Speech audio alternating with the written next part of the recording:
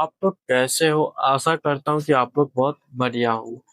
तो मैं आ गया एक फिजिक्स का एक इम्पोर्टेंट डेरिवेशन लेकर आया हूँ जिसका नाम है आयतन आवेश वितरण के कारण किसी बिंदु पर स्थिर वैद्युत बल तथा वैद्युत क्षेत्र की तीव्रता।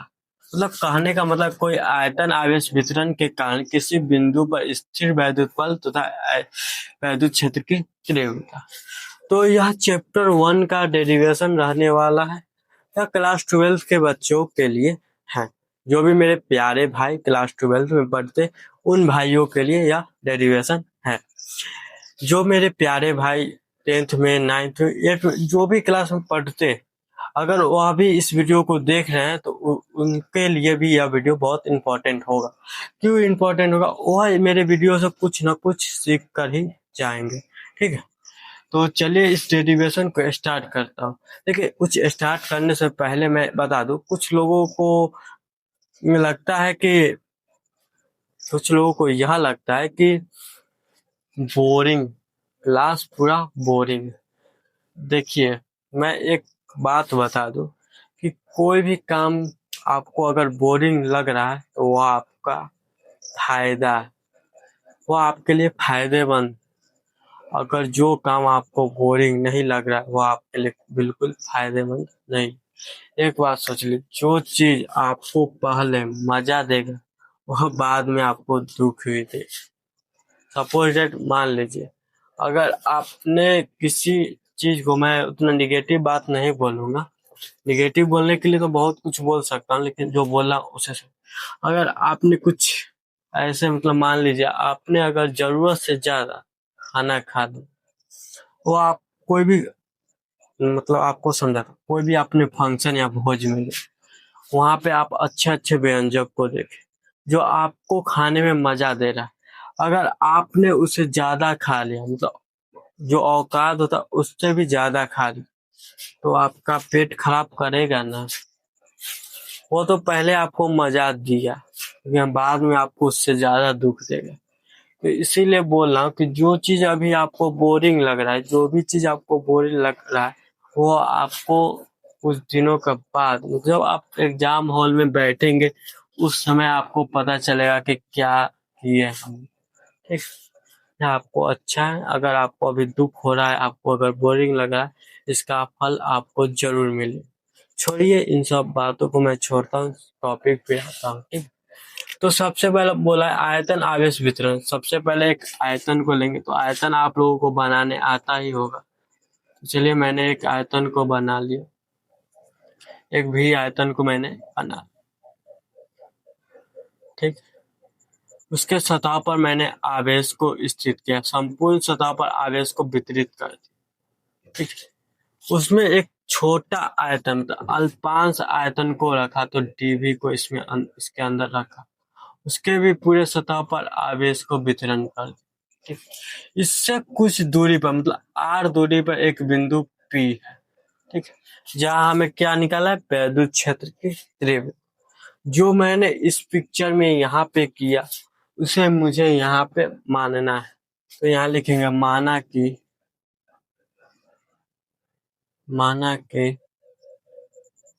भी सतह वाला एक आयतन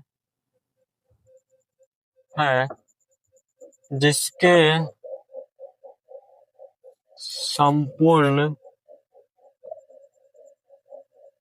सतह पर आवेश फैला हुआ है। ठीक, जिनके संपूर्ण सतह पर आवेश फैला हुआ है, इसके केंद्र में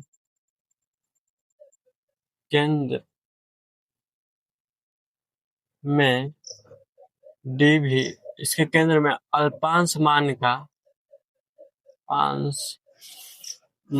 का डीवी आयतन है, डीवी आयतन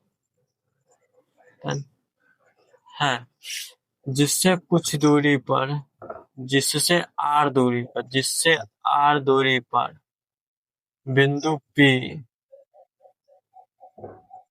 स्थित है जहां वैद्युत क्षेत्र की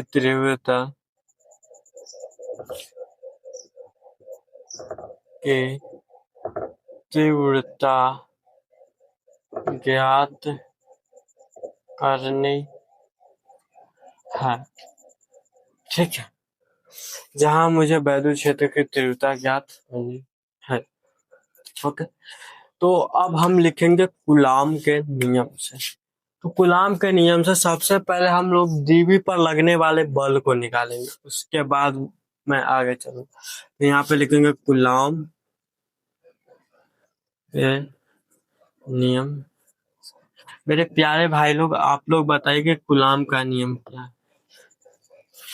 आप लोगों को पता होगा, क्योंकि आप लोग इतना जानते हैं, आप लोगों को इतना पता होगा, मुझे पूरा भरोसा है आप लोगों का कि आप लोगों को कूलाम का नियम पता है। ठीक, तो यहाँ पे आप लोग मेरे भरोसा का मत तोड़िएगा। ठीक है, तो सबसे पहले अल्पांश, तो अल्पांश में डीबी का, तो डीबी बराबर 1/4πε0 d Q into Q naught by are square. क्योंकि अल्पांश लिए तो अल्पांश के लिए यही होगा। ठीक है, इसके बाद आपको यह हो गया, तो यह तो छोटा सतह पर। अब संपूर्ण सतह पर भी के आवेश के कारण बल, संपूर्ण आयतन में भी आवेश के कारण बल निकाले। इसके पहले छोटा आयतन पर निकाले, सबसे पहले समझ, अब पूरा बड़ा कर निकालेंगे किसमें कितना बल लगा। तो संपूर्ण आयतन भी आवेश भी पर आवेश के कारण लगने वाला बल, सही से लिख लो, आवेश के कारण लगने वाला बल। तो संपूर्ण आयतन भी पर आवेश के कारण लगने वाला बल F बराबर समाकलन dv। जब हम इसका संपूर्ण सतह पर निकालना है तो इसका समाकलन कर देंगे, तो F बराबर हो जाएगा समाकलन 1/4πε0, क्या है, यही तो है, D Q into Q naught by are square. ठीक है, मैं यही लिख देता। तो F बराबर, इसमें कांस्टेंट क्या है, कांस्टेंट 1/4πε0 है, तो इसको बाहर लेंगे। 1/4πε0। मैं एक बात पूछूं, आप लोगों को याद है होगा कि 1/4πε0 का मान क्या होगा। तो जिसको जिसको याद है 1/4πε0 का मान, वह कमेंट में जरूर लिखना, क्योंकि आप लोग पर मुझे भरोसा है। देखते हैं कौन कौन कमेंट करता है।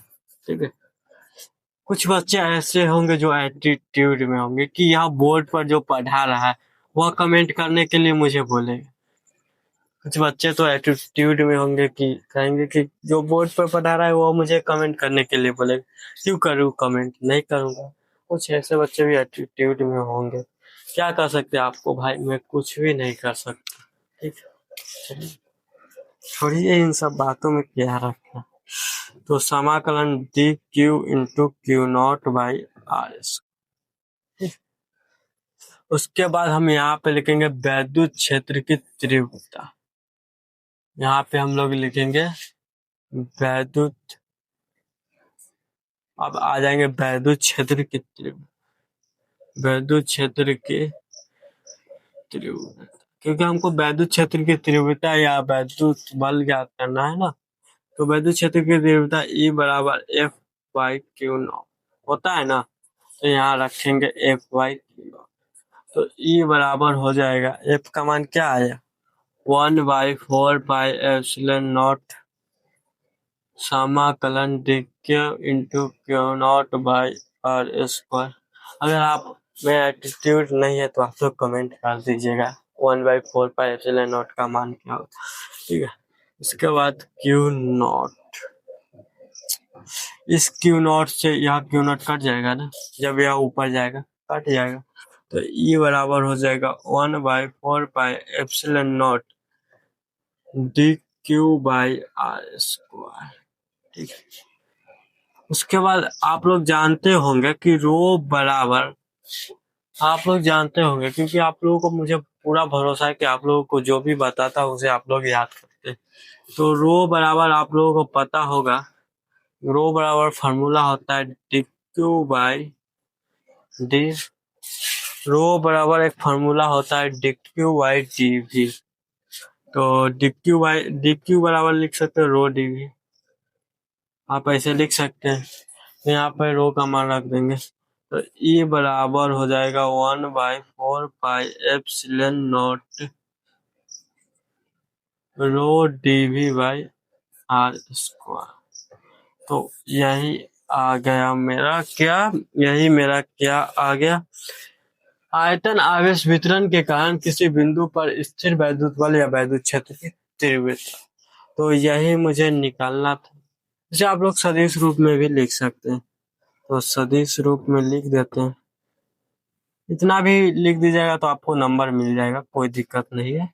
तो ई सदिश बराबर हो जाएगा 1/4 pi epsilon not row row dv/r² ठीक है। तो आई होप कि आप लोग पूरे अच्छे से इस डेरिवेशन को समझ गए होंगे। इस बात की मैं आशा कर सकता हूँ, करूँगा ही, क्योंकि आप मेरे प्यारे भाई, जो भी मैं बताता हूँ उसे आप लोग ध्यान से सुनते हैं, ध्यान से पढ़ते हैं, इसीलिए आपको समझ में आया होगा। और जो मेरे प्यारे भाई ध्यान से नहीं सुने होंगे, नहीं पढ़े होंगे, उन्हें कुछ न कुछ डाउट होगा ही। तो अगर मेरे प्यारे भाई को कुछ भी डाउट हो तो आप लोग कमेंट कर दीजिएगा, एक प्यारा सा कमेंट लिखिएगा, भैया मुझे डाउट हुआ, कहाँ पे डाउट हुआ वो लिख दीजिएगा, तो मैं एक नए वीडियो बना दूंगा। तो चलते हैं, चलने से पहले कहना चाहूंगा कि आप लोग सपोर्ट कीजिए, आपका एक सपोर्ट मुझे बहुत मोटिवेट करेगा। आप अगर चाहते हैं कि आपका भाई, मैं आपका भाई हूँ, नए बोर्ड, डिजिटल बोर्ड पर आप लोगों को बताओ, डेरिवेशन करवाओ और कुछ कुछ ऐसे तकनीकी, मतलब कुछ ऐसे जानकारी दूं जो ऐतिहासिक है, तो आप लोग सपोर्ट करना। आप जितना हो सके तो आप शेयर करो, जितने भी आपका दोस्त है, कोई भी है, उसे शेयर करो। अगर आप एक भी शेयर करोगे तो मेरा बहुत भला होगा। आप चाहो तो मेरा भला कर सकते हो, नहीं चाहो तो कुछ नहीं कर सकते हो।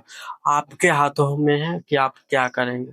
आप चाहते हैं तो मुझे 10 से 1 करोड़ भी बना सकते हो, अगर आप चाहते हैं तब। अगर आप चाहते हैं कि हम मुझे 10 से 0 बनाना, तो वो भी बना सकते हो, आपके हाथों में है। मेरे प्यारे भाई, आप लोग जानते होंगे, जानते हो किसे बनाना है, किसे मिटाना है। तो आप लोग ही हो कि मुझे 10 से करोड़ में पहुंचा सकते हो। तो आप लोग प्लीज चैनल को सब्सक्राइब कर दो और शेयर करो, ग्रुप में करो, इंस्टाग्राम पर डीपी लगाओ, जो भी लगाना, जहां पर भी शेयर करना वहां पे मेरे इस वीडियो को शेयर करो और मेरे चैनल को सब्सक्राइब करवाओ। आपसे यही विनती रहेगी, ठीक है। तो चलते हैं, बाय आप लोगों को।